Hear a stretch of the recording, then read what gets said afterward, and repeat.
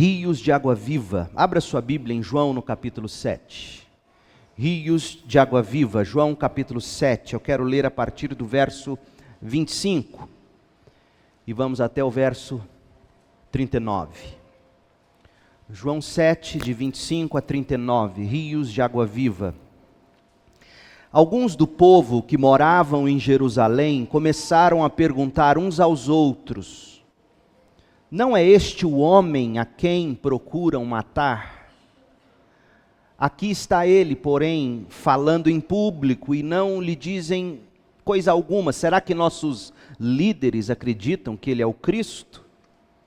Mas como pode ser este homem? Sabemos de onde ele vem. Quando Cristo vier, ninguém saberá de onde ele é. Enquanto ensinava no templo, Jesus disse em alta voz: sim, vocês me conhecem, sabem de onde eu venho. Mas não estou aqui por minha própria conta. Aquele que me enviou é verdadeiro e vocês não o conhecem, mas eu o conheço, porque venho dele, e ele me enviou a vocês. Então tentaram prendê-lo, mas ninguém pôs as mãos nele, porque ainda não havia chegado a sua hora. Muitos entre as multidões no templo creram nele e diziam: afinal, alguém espera que o Cristo faça mais sinais do que este homem tem feito? Quando os fariseus ouviram que as multidões sussurravam essas coisas, eles e os principais sacerdotes enviaram guardas do templo para prendê-lo.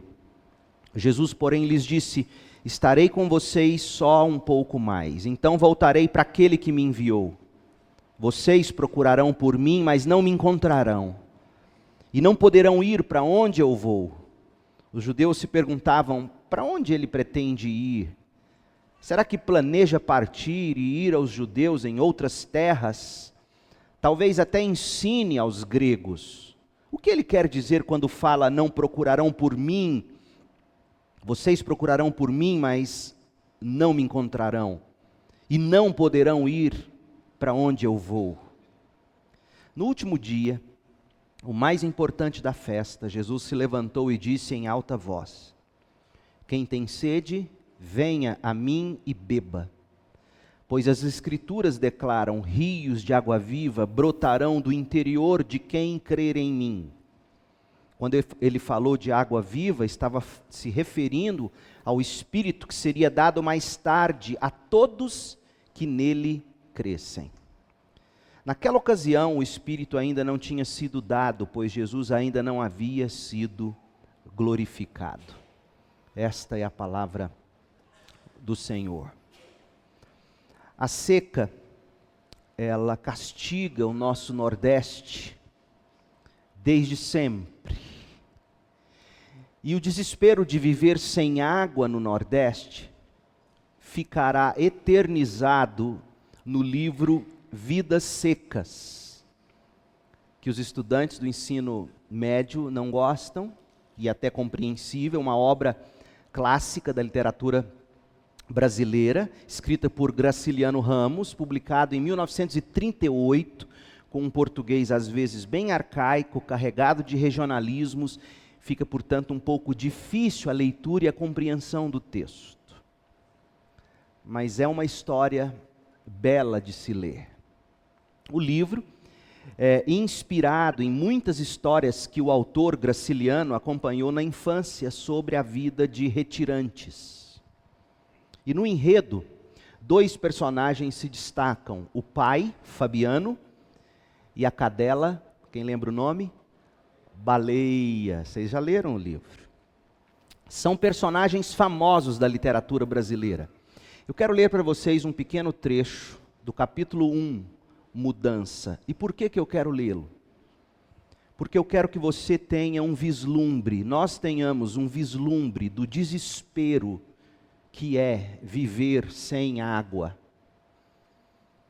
A gente tem o luxo, enquanto milhares ao redor do mundo não têm o mesmo que nós temos, de ir ao registro da torneira, do filtro, e a água escorre fresca, limpa, potável, saudável. Nós temos o privilégio de ir a restaurantes e comprar águas e ainda exigir quanto de pH nós queremos na garrafa d'água. Outro dia fui almoçar com a Cris num lugar e alguém nos falou de uma água que eles vendem lá de São Paulo, cujo pH é perfeito e que quando você põe a água na boca é doce. E ele nos deu de brinde um copo dessa água e de fato um sabor maravilhoso. Então, graças a Deus, por um lado, nós não passamos pelo flagelo de viver sem água. Mas milhares sofrem. E olha o que Graciliano registra no início do seu livro Vidas Secas. Na planície avermelhada, os juazeiros alargavam 2 manchas verdes. Juazeiros são as árvores típicas daquela região semiárida. Os infelizes, olha o adjetivo, os infelizes tinham caminhado o dia inteiro, estavam cansados, famintos, fugindo da seca. Ordinariamente andavam pouco, mas como havia repousado bastante na areia do rio seco, a viagem progredia bem 14,5 km, cerca de 3 léguas. Fazia horas que procuravam uma sombra, a folhagem dos juazeiros apareceu longe, através dos galhos pelados da caatinga rala. Caatinga é aquele espaço geográfico, é o que eles chamam de bioma, que ocupa cerca de 10% do nosso território, a caatinga. Arrastaram-se para lá, em busca daquela miragem dos juazeiros, devagar. Sim, a Vitória, com o filho novo escanchado no quarto, aqui na cintura. Sabe quando você pega uma criança e escancha ela assim? Então ela tinha o filho mais novo escanchado no quarto, um balaio na cabeça, um baú de folhas na cabeça. Fabiano, o marido, sombrio, cambaio. O que é cambaio? Pernas tortas. Manco, cambaio, com seu aió.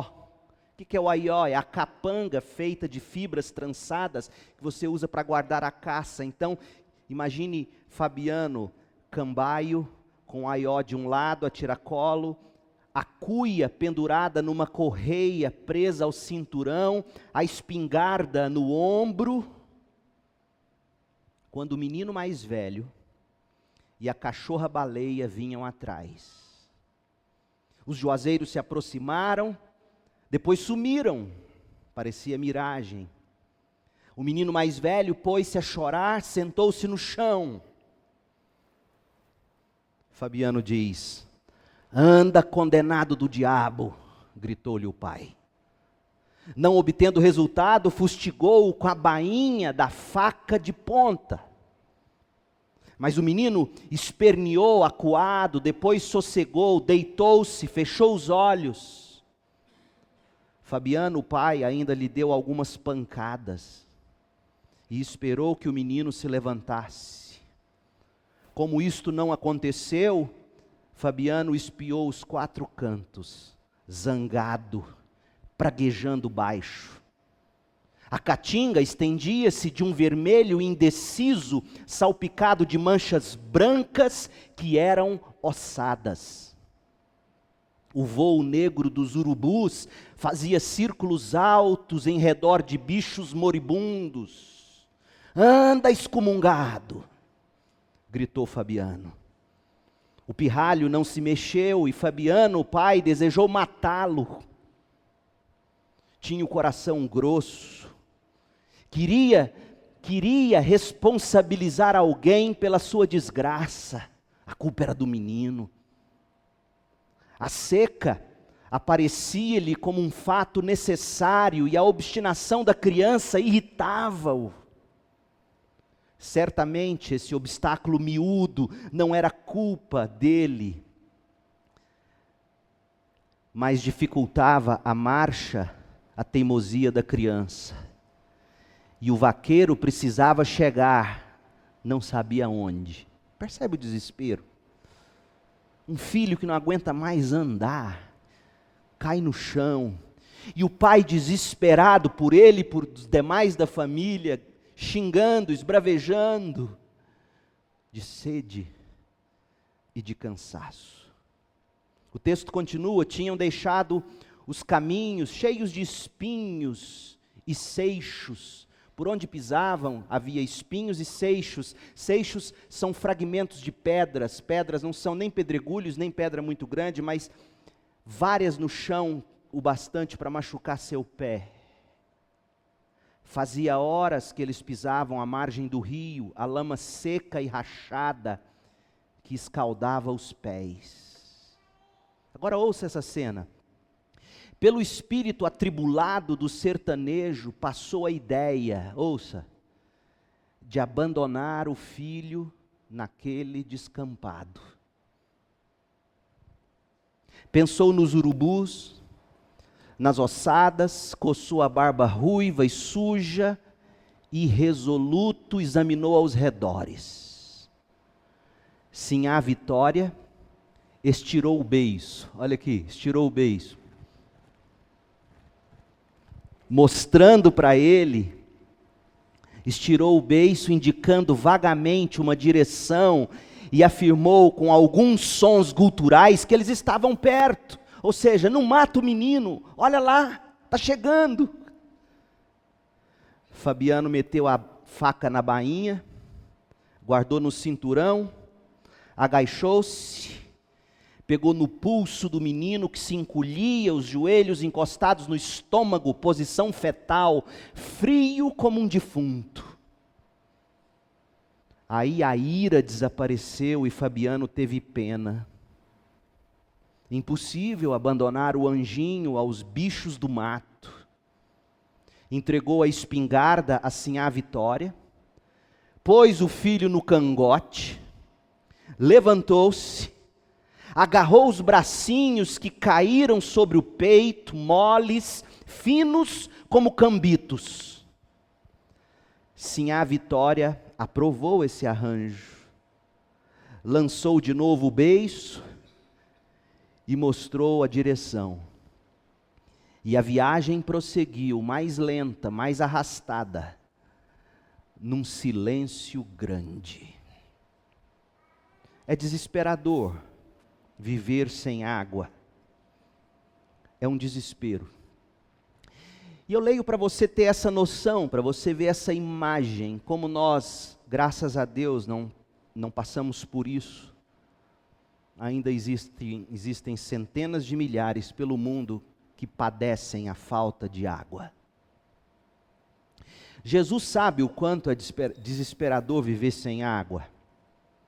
Jesus mesmo sentiu sede desesperadora. E ele sentiu sede para que nós pudéssemos matar a nossa sede. O pior tipo de sede, a sede da alma, a sede de Deus, como diz o Salmo 42, verso 2. E nós cantamos, como a corça tem sede de água, nossa alma tem sede de Deus.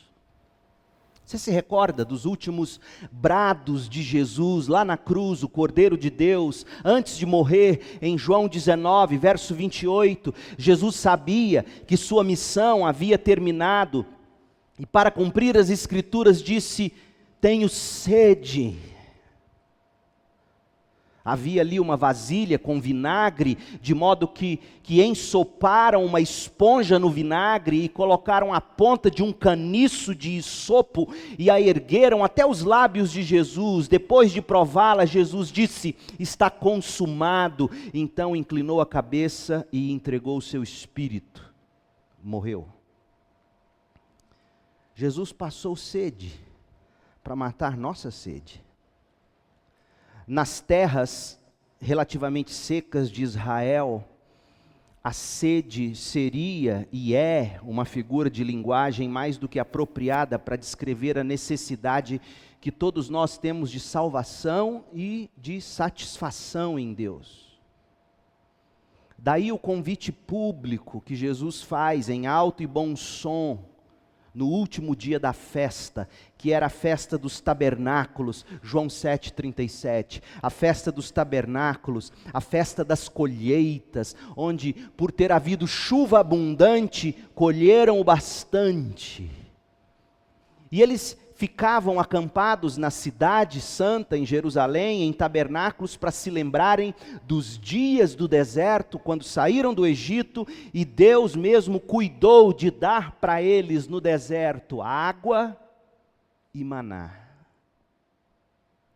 Então é tudo isso que está na mente de Jesus e na cabeça daquele povo, o Deus provedor, o Deus que manda chuva, o Deus que faz haver colheitas, o Deus que cuidou com água e com maná do seu povo no deserto, no último dia dessa festa, o dia mais importante. E quem foi do mundão sabe que o pior dia para quem é do mundão é o último dia de festa. Não é verdade? Quando chega o domingo de tardezinha e você começa a escutar a vinheta do Faustão, você já fica planejando quando será o próximo feriado, o próximo fim de semana, a próxima balada. Está todo mundo deprimido, está todo mundo para baixo. No último dia da festa, Jesus se levanta e diz em alta voz: quem tem sede, vem a mim e beba, pois as Escrituras declaram, e aqui nós não temos um versículo exato sobre que texto Jesus está usando no Antigo Testamento, é provável que seja uma passagem de Isaías, mas a verdade é que nos profetas, em várias passagens, existe essa ideia de Deus fazer jorrar rios de água dentro do seu povo ou sobre o seu povo. E Jesus convida: venham, quem tem sede, venha. Pois as Escrituras declaram: rios de água viva brotarão do interior de quem crer em mim. E ele estava falando do Espírito Santo que jorraria de dentro do crente como rios de água viva. Então Jesus está dizendo: se você tem sede, venha a mim, beba de mim, creia em mim. Essa, gente, não é a primeira vez que Jesus, publicamente, aqui no Evangelho de João, convidava pecadores a crer no nome dele. Esse evangelho foi escrito para que nós, ao lermos sobre Jesus, ao vermos o Jesus glorioso, nós possamos crer nele e possamos alimentar nossa fé nele. Então, desde o início, desde o capítulo 3, verso 12, capítulo 5, capítulo 6, Jesus vem falando: creiam, creiam em mim.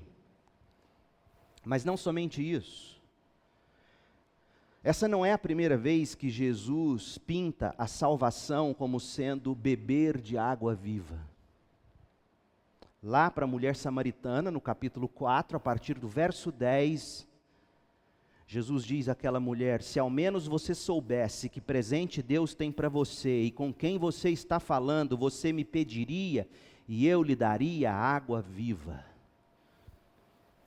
E no verso 13 de João 4, Jesus continuou dizendo: quem bebe desta água, logo, da água do poço, quem bebe da água do poço, logo terá sede outra vez, mas quem bebe da água que eu dou, nunca mais terá sede. E ouça o que ele diz agora: Jesus, ela se torna, ou quem bebe dessa água, essa água se torna uma fonte que brota dentro dele e lhe dá a vida eterna. Mesma coisa que ele está dizendo aqui em João 7, quem crê em mim, ou quem bebe de mim, do seu interior brotarão rios de água viva. Você se recorda também quando Jesus estava falando com aquela multidão faminta, atrás dele, atrás de pão? Em João 6,35, Jesus diz: eu sou o pão da vida, quem vem a mim nunca mais terá fome, quem crê em mim nunca mais terá sede. O que Jesus está dizendo? João quer nos ensinar do início ao fim do seu evangelho que o Senhor Jesus Cristo é o Filho eterno de Deus, que se fez carne, habitou entre nós, viveu sem pecados, cumpriu a lei de Deus em nosso lugar. Ele não veio para revogar a lei, ele veio para cumprir a lei, foi obediente ao Pai até o final da vida dele na terra, morreu na cruz, o justo no lugar do injusto, para salvar o pecador da ira de Deus, como diz Romanos 5. E esse Cristo que João nos apresenta, nos proporcionou a única condição para a nossa salvação. Ele é a única condição para a nossa salvação. Aliás, ele disse nesse texto que a gente leu, se você prestou atenção, ele disse ao povo mais religioso dos seus dias: vocês não conhecem a Deus. Eu conheço a Deus, vocês não. E na narrativa ele continua dizendo de uma maneira seguinte: e para vocês conhecerem esse Deus, vocês têm que conhecer a mim. Eu revelo quem esse Deus é. Então, se você quer saber se alguém de fato, e isso é muito sério e importante em todos os tempos, principalmente hoje, quando todo mundo fala que crê em Deus e que segue a Deus, se você quer saber se uma pessoa de fato adora ao Deus único, vivo e verdadeiro, a pergunta que você tem que fazer a essa pessoa é: quem é Jesus para você? Porque se Jesus é apenas um mestre de moral e bons costumes, e se essa pessoa não reconhece em Jesus o Deus vivo que se fez carne e habitou entre nós, não sou eu que estou dizendo isso, é o próprio Deus na sua palavra que diz: essa pessoa não conhece a Deus. Só é possível conhecer a Deus quem conhece o Filho eterno de Deus que se fez carne. Então, esse Filho eterno que se fez carne e habitou entre nós, cheio de graça e de verdade, e nós vimos a sua glória, a glória como do unigênito do Pai. Ele é o Cordeiro de Deus que tira o pecado do mundo. Ele recebeu sobre si os nossos pecados na cruz. Mas ele não é apenas a revelação de quem Deus é, ele não é apenas a salvação para o pecador, como Cordeiro de Deus. A Bíblia diz aqui em João que ele é a satisfação do nosso coração. Por quê? Porque ele é pão que mata a fome, ele é água que mata a sede. Então veja que em Jesus você encontra aquilo que o ser humano mais busca. Eu estou lendo agora um livro do Luiz Felipe Pondé, um dos filósofos mais brilhantes do Brasil hoje, ao meu ver, e um livro chamado Espiritualidade para Corajosos. E ele que é ateu, e ele admite desde o início, com a sabedoria que aquele homem tem para sintetizar ensinos e conceitos profundos, ele vai falar dessa necessidade que o ser humano tem de lidar e de tocar o que é transcendente a ele, o que é superior a ele. E Jesus, sabe o que Jesus chama isso? Jesus chama isso de sede. Essa necessidade que o ser humano tem de experimentar a espiritualidade, e no livro Espiritualidade para Corajosos, ele vai propor uma espiritualidade não necessariamente dependente de um Deus. Ele vai falar de uma espiritualidade possível, inclusive para ateus. O que ele está dizendo? Ele está dizendo que existe em nós, seres humanos, uma necessidade de transcendência, de contato e de ligação com algo superior a nós. E essa necessidade que o filósofo reconhece, Jesus chama de sede. Quem tem sede, vem a mim e não vai ter mais sede. Quem tem fome, coma de mim e não terá mais fome. E Jesus não diz apenas que quem tem sede tem que vir a Ele e beberá e ficará saciado. Jesus diz que quem vai a Ele recebe o Espírito de Deus de uma forma que rios de água viva jorram de dentro da gente. Eu não vou me deter muito a essas palavras, porque Deus permitindo, semana que vem, nós vamos falar disso, de rios de água viva. Porque hoje eu quero que você veja comigo dois obstáculos que geralmente se interpõem a essa transposição da graça de Deus. Eu estou usando essa expressão para falar da transposição do Rio São Francisco, onde na tentativa de se levar água para a região seca do país, o Nordeste, nós estamos investindo milhões e milhões para haver aquela transposição, para a água retirada do São Francisco ser levada para a região mais castigada. Então essa ideia de você levar água onde não tem, é o que eu quero dizer. Como é que a gente pode receber dessa transposição da graça de Deus que jorra de dentro de nós? Isso nós veremos semana que vem. Hoje eu quero ver com vocês o que impede isso. Por que que muita gente, por mais que tenha necessidade do transcendente, ou para usar a linguagem de Jesus, por mais que tenha sede, por mais que tenha fome, o que que impede essas pessoas de receberem desses rios de água viva que jorram sem parar de dentro de nós? Duas coisas esse texto nos mostra: cegueira e controle. O ser humano, em resumo, ele é cego para a verdade. E se não houver um milagre da graça abrindo os olhos para enxergar a beleza de Jesus, como Jesus vai dizer para Nicodemos, quem não nascer de novo não poderá ver o reino de Deus. Ou seja, se o Senhor não nos regenerar, não nos fazer nascer de novo, a gente vai continuar cego sem enxergar Jesus pelo que Ele é. Mas além dessa cegueira, existe um outro problema, que é o ser humano querer ter controle. Controle sobre Deus, controle sobre a vida, controle sobre si mesmo, controle sobre tudo. Algumas pessoas chegam ao ponto da patologia psiquiátrica. Mas todos nós sofremos em maior ou em menor grau com esse problema chamado controle. E que teologicamente nós poderíamos dizer essa necessidade de soberania, de eu ser soberano sobre a minha vida, alguém, todas as coisas. Então veja comigo esses obstáculos que se interpõem e impedem que os rios de água viva fluam, ou jorrem dentro da gente. Primeiro, a obstinada cegueira da incredulidade. A cegueira da incredulidade, gente, fazia aqueles moradores de Jerusalém pressionarem as autoridades, bradando contra Jesus. De tão cegos que eram, quando eles viram Jesus em Jerusalém, eles começaram a gritar: calem logo esse herege, prendam ele, matam ele, nós não aguentamos mais essa perturbação da pregação dele. Será que os líderes, nossos líderes, começaram a crer nele? Não pode ser, afinal de contas, esse homem não tem credenciais divinas para dizer ser quem ele diz ser.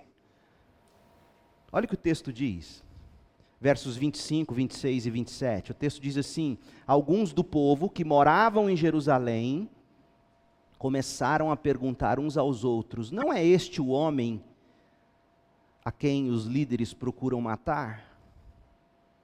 Aqui está ele, porém, falando em público. Nós escutamos todo mundo dizendo que queriam pegá-lo e matá-lo, mas aí está livre, em praça pública, e os líderes não dizem coisa alguma. Será que os nossos líderes estão crendo nele agora, que ele é o Cristo? Mas como pode ser esse homem o Cristo? E aí eles dão dois argumentos. Fake news nasceu aqui. E aí eles lançam duas fake news.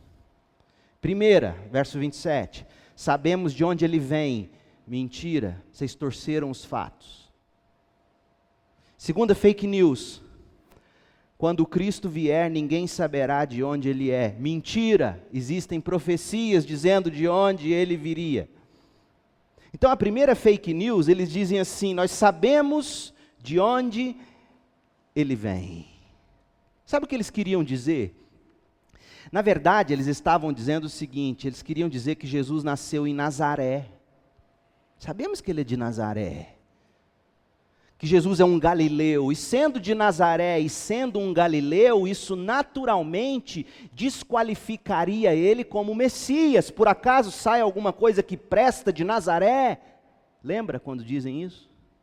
Então, quando eles dizem, nós sabemos de onde ele vem, eles estão desacreditando, eles estão torcendo os fatos, porque a verdade é, e nós sabemos pelo Evangelho de Mateus, que Jesus nasceu em Belém da Judéia, ele é da linhagem de Davi, como diz a genealogia de Mateus no capítulo 1, ele foi criado em Nazaré, e quando ele fez 30 anos de idade, ele foi morar em Cafarnaum.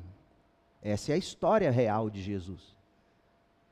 Então, quando eles dizem, sabemos de onde ele vem, na verdade eles estão dizendo, ele é de Nazaré, ele é de Cafarnaum. Mentira, ele é de Belém, criado em Nazaré até os 30 anos. E quando iniciou o ministério, mudou-se para Cafarnaum. E tudo isso para cumprir profecias que esses senhores conheciam muito bem. É óbvio, seria espantoso imaginar que os judeus não tinham descoberto essas coisas. Ainda mais eles, tão preocupados com genealogias e histórias familiares como eles eram. Então, quando eles dizem, sabemos de onde ele vem, no mínimo aquela era uma meia-verdade, ou uma verdade distorcida, uma fake news, para não terem que lidar frente a frente com a verdade. E muita gente faz isso. Para não lidar com a verdade de Deus em Jesus, distorcem. A segunda fake news, eles dizem no verso 27, quando Cristo vier, ninguém saberá de onde ele é. Como assim não saberá? Claro que saberiam. Tinha uma profecia em Miqueias, capítulo 5, verso 2, dizendo que ele viria de Belém. E tanto eles sabiam dessa profecia, que alguns homens daquela mesma multidão, no verso 42 de João 7, diz que o Messias viria de Belém. Está aí, a mesma multidão. Então, eles sabiam sim de onde ele viria, sem dizer que Herodes, quando ouviu dizer que nasceu um menino dito rei dos judeus, ficou maluco, possesso de raiva, de ciúme, dando uma de Saul contra Davi. Ele chama os seus principais sacerdotes, ele chama os mestres da lei e diz, estão dizendo que nasceu um menino rei dos judeus, as profecias dizem que ele nasceria onde? E aí os seus sábios indicam Belém da Judéia. Isso está muito claro, todos sabiam. Então seria absurdo pensar que eles haviam se esquecido dessa profecia. Então eles sabiam sim de onde viria o Messias, de Belém. E eles sabiam sim que Jesus era de Belém, na terra de Judá. E eles sabiam sim que ele foi criado em Nazaré, depois cresceu, foi para Cafarnaum. Todo mundo sabia disso. E quem não sabia disso, ou não sabia por mera desinformação, ou não sabia por desinteresse à pessoa de Jesus, ou não sabia por causa da confusão das fake news, das notícias falsas que eram espalhadas. E nós sabemos que eles espalharam notícias falsas. O próprio Evangelho de Mateus diz para nós que os guardas foram orientados a dizerem que Jesus ressuscitou coisa nenhuma. Na verdade, o corpo foi roubado. Está escrito lá em Mateus. Então, no mínimo, os líderes e os mais bem informados judeus sabiam da profecia de Miqueias e da verdade sobre o nascimento de Jesus. Qual é o problema então? O problema, gente, não é que falta fatos para as pessoas crerem. Então aquele seu amigo na escola, na universidade, no trabalho, na família, onde for, aquele vizinho que diz para você que os fatos não batem, essa história não é de hoje. O problema das pessoas não é falta de fatos ou de coerência, é cegueira do coração. O problema é tanto de ontem como de hoje. A dureza do coração das pessoas faz elas preferirem ver os fatos distorcidos, viverem desinformadas da verdade, de mentiras criadas, arranjadas, organizadas ao seu bel prazer, porque elas não querem ter suas verdades e os seus absolutos confrontados. É a incredulidade. Paulo sabia disso. Quando ele escreve aos Colossenses, no capítulo 2, verso 8, ele diz assim, não permitam que os outros os escravizem com filosofias vazias e invenções enganosas, provenientes do raciocínio humano, com base nos princípios espirituais deste mundo e não em Cristo. Paulo sempre soube dessas filosofias que escravizam, ele diz. Será que existe algo novo debaixo do sol que nós hoje vivemos? Filosofias, doutrinas, raciocínios enganosos, pervertidos, com base em princípios espirituais desse mundo e não com base em Cristo.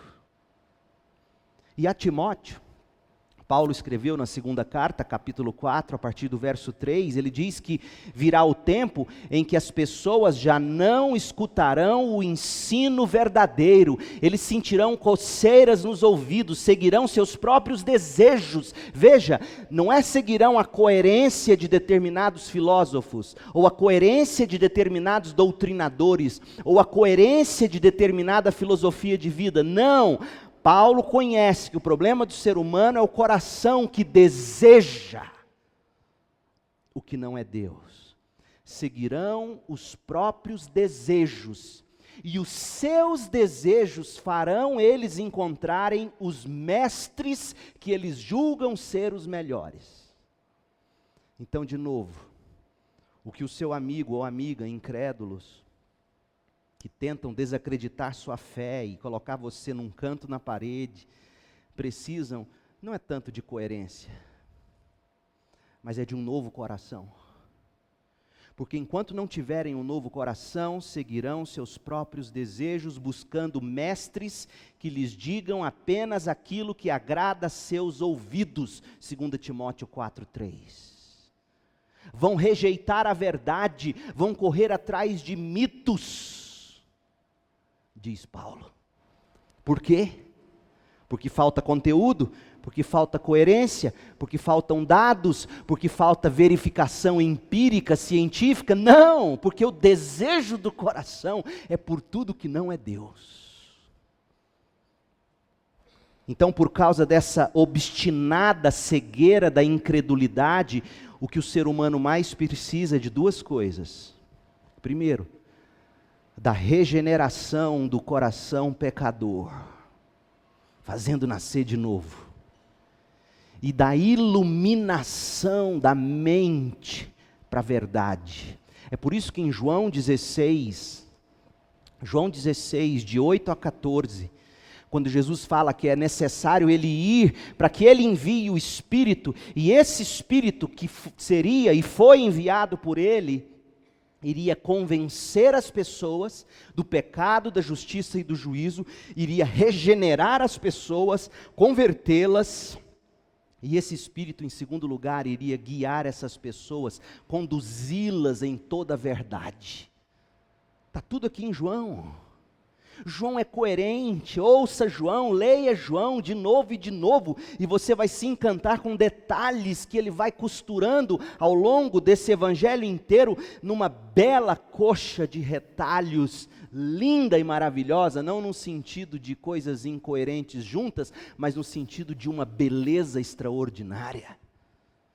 Então a obstinada cegueira da incredulidade requer o Espírito de Deus regenerando, fazendo nascer de novo, de forma graciosa, e uma iluminação milagrosa que faz a gente entender.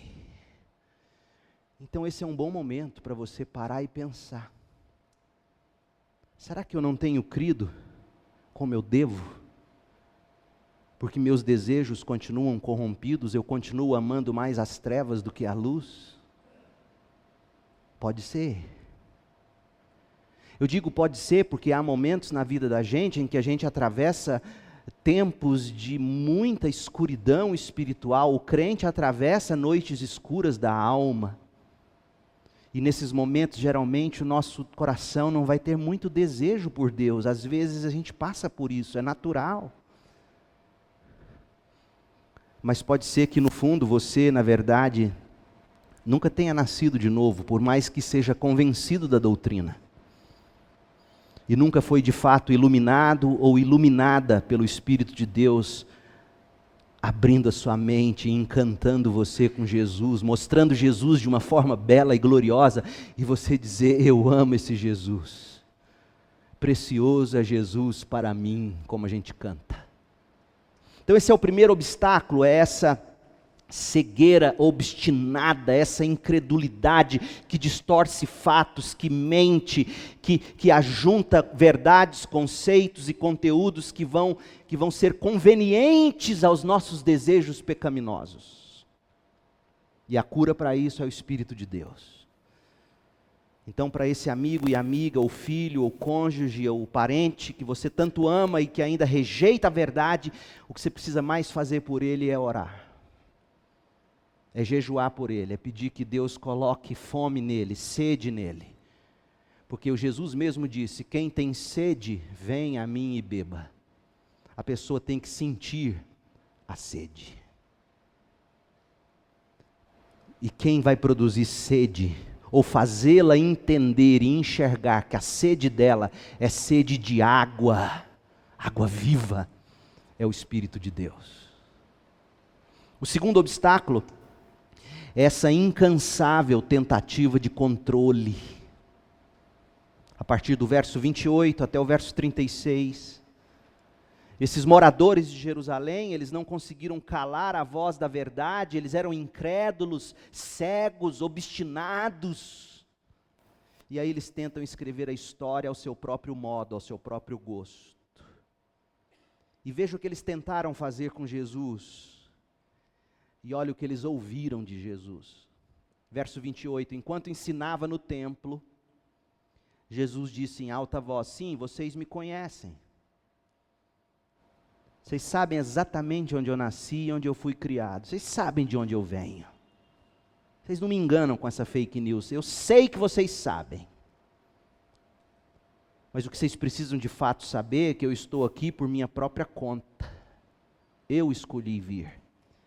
E aquele que me enviou, Deus Pai, Ele é verdadeiro. E sabe de uma coisa? Vocês não o conhecem. Sabe por que eu sei que vocês não o conhecem? Está dizendo Jesus nas entrelinhas. Porque vocês não me reconhecem. E quem não me reconhece, diz Jesus, não pode dizer que conhece a Deus. Você quer saber se essa mensagem é controversa? Chega num país muçulmano e diga isso. Chega diante de um judeu ortodoxo e diga isso. Então, se há alguém, meu povo, que é controverso, não são os cristãos, é o Cristo. O que ele está dizendo aqui, meu povo, é completamente politicamente incorreto. Só daria manchete em jornais se fosse para criticar. Porque ele está dizendo o seguinte: sabe por que eu sei que vocês não conhecem a Deus? Apesar de vocês dizerem que conhecem, apesar de vocês seguirem Deus e fazerem todos esses rituais, sabe por que eu sei que vocês não conhecem Deus? Porque vocês não me reconhecem. E quem não me reconhece, não conhece Deus. Mas eu conheço Deus, ele diz no verso 29, porque eu venho dele, e ele me enviou a vocês. Então, tentaram prendê-lo. Porque é sempre assim, quando a verdade vem de uma forma que não dá para você fugir dela, sabe o que você faz? Você parte para a pancada. Você parte para a ignorância. Então tentaram prendê-lo. Mas o texto diz, olha o ponto final de João, olha a nota de rodapé. Mas ninguém pôs a mão nele, porque ainda não tinha chegado a sua hora. Oh, meu povo. Se a gente cresce na soberania de Deus, eles queriam escrever a história do jeito deles, eles queriam dizer, esse Messias esse não presta para nós, esse não serve para nós, o reino dele não é desse mundo, e nós queremos um reino nesse mundo, nós queremos supremacia política. Ô crente de direita, você consegue se escutar no judeu? Esse Messias não é para nós, porque ele não vai dar para a gente supremacia sobre a esquerda. O reino dele não é desse mundo. Jesus seria crucificado pelos mesmos motivos, meu povo.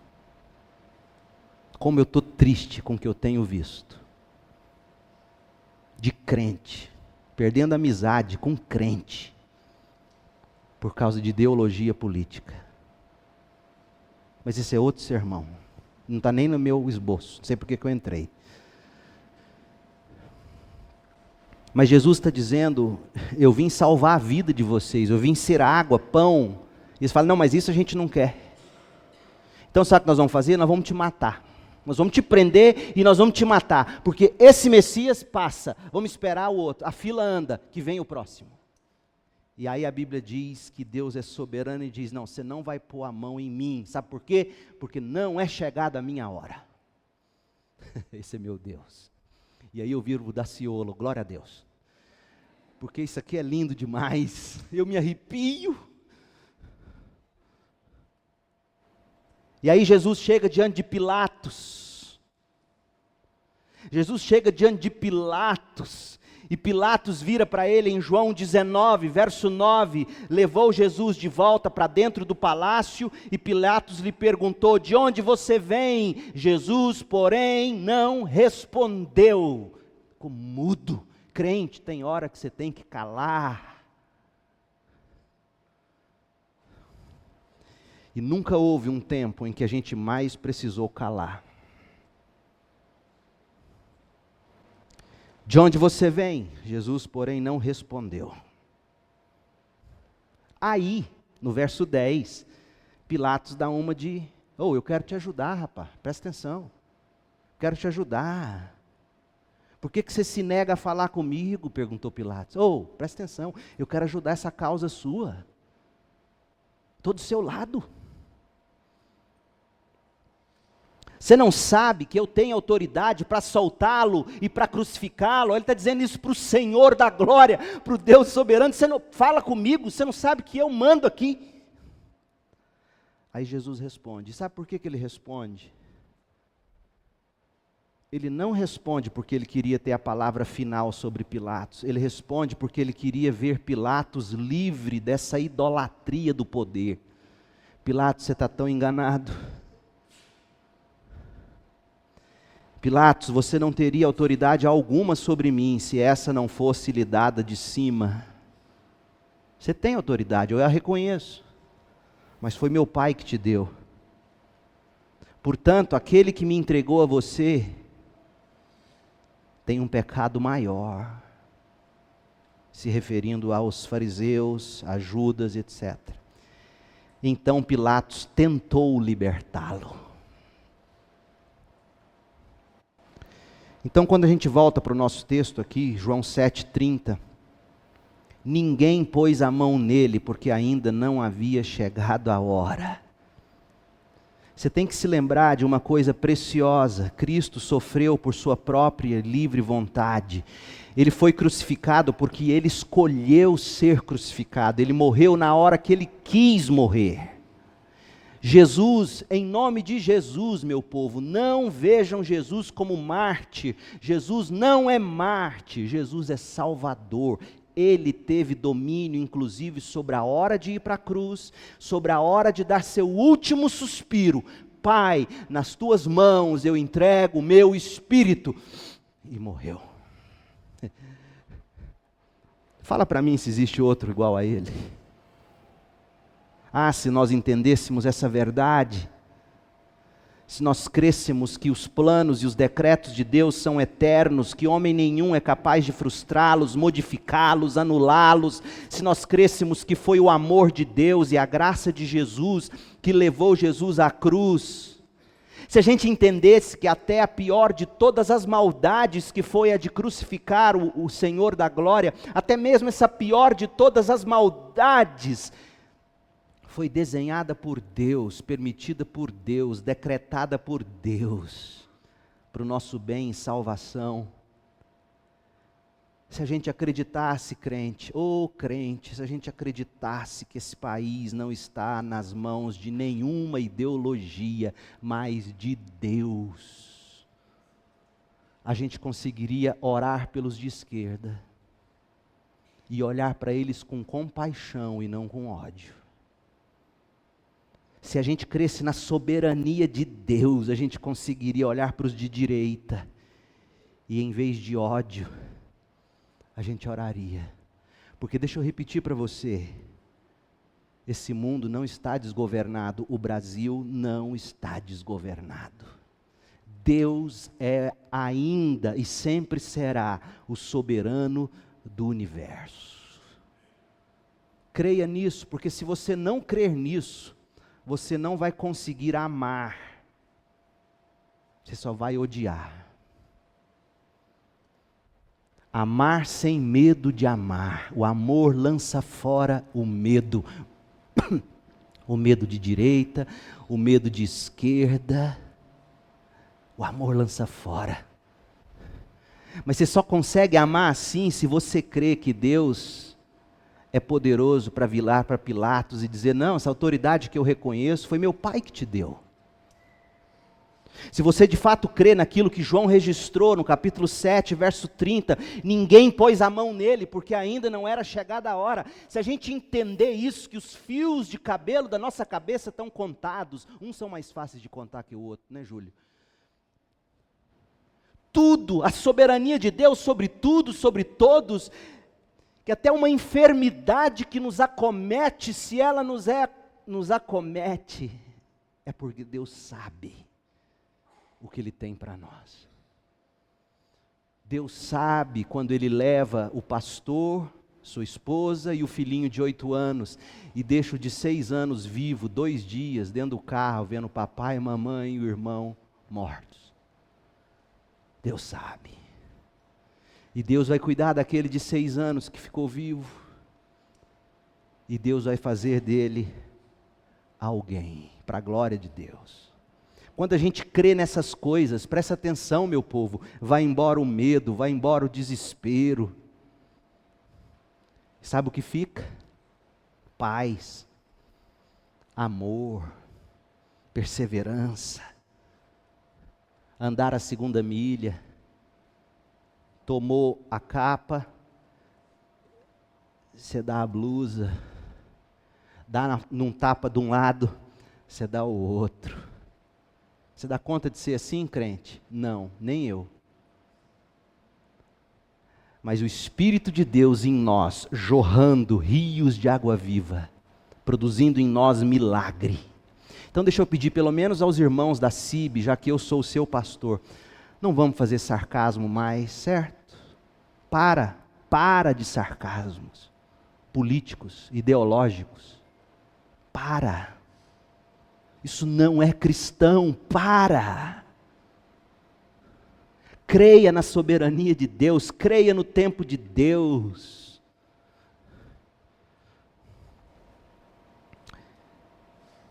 Porque o que te impede de crer é a sua tentação e o seu orgulho de achar que você e eu é que temos controle. Uma das coisas mais perigosas da democracia é o voto. Porque a gente acha que quem tem o controle é o nosso voto. Não é. Quem põe reis e quem tira reis é Deus. Creia nisso. E em vez de você querer matar para prevalecer suas ideias, morra para que o reino de Deus se espalhe. Isso é cristianismo. Então, por mais horrível que pareça, é possível você viver como esses homens de Jerusalém. E aí Jesus, e aqui eu já me perdi todinho, vou ter que pregar de novo o final desse sermão.